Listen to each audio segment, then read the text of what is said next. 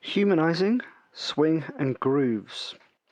In Stochas, we've got two different ways of creating a groove and some feel into what is being played. First of all, in your Layer Options tab, you have the variance options. So position variance, the note start time, velocity variance, how strong it's being played, and the length variance, the note end time. Each of these is note independent. So if I set a position variance of 2, a velocity variance of 4, and let's say a length variance of 3, every note here will be varied by its position or its start time by 2% of a step's length. Its velocity variance is going to vary by 4% of whatever the velocity value is set for that note. And then the length variance is going to be 3% of whatever length Stochas, or whatever length you've put in for that note for Stochas. So here it's going to be a 3% variance on the end of a 16th step. And this is going to be a 3% variance on a 3/16 length. So let's just have a listen to how these play out with these three variances.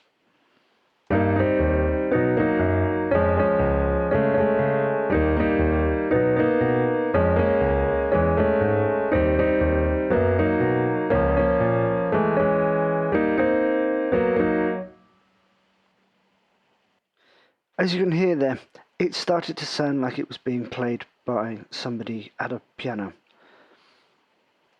And if I move to layer 2, as you can see now, the variances are different. So we can set these to something different.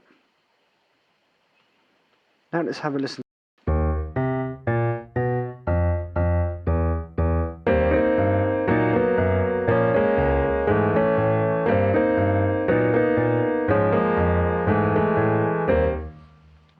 So now it's sounding like somebody's playing it.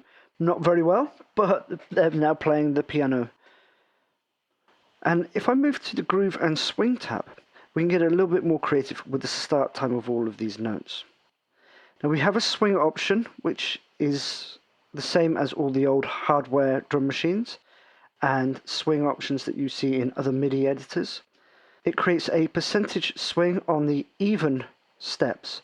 We can copy this swing to groove and we'll get a visual representation down in the Groove template editor of what is happening with that swing. So I set it to 3, and as you can see on steps 2, 4, 6 and so on, we have a 3% swing. So let's have a listen to that now.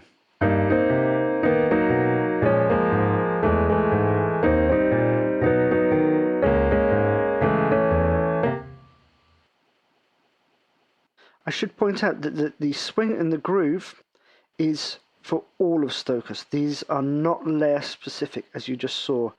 Changing from layer 2 to layer 1 has retained this groove template. So this groove template is really only acting on the right hand or layer 1 at the moment.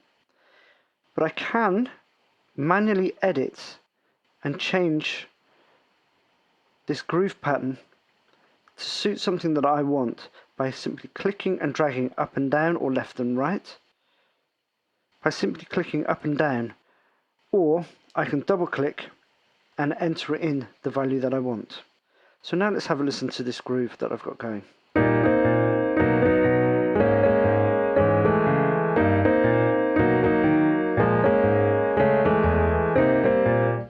Okay, it's getting a little messy in there, but I hope you can see how powerful this grid and the groove template can be. You have the option to export this groove as a MIDI file, so you can load it up into a drum machine or any other MIDI editor that you can extract a MIDI groove from.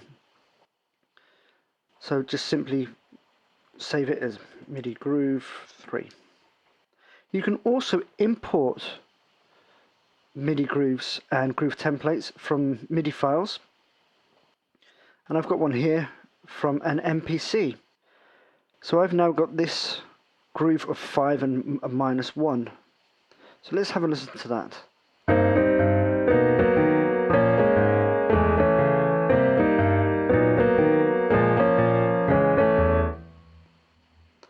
So as you can hear, that groove's changed and it's following this MPC 5%, I think was a Mark II groove.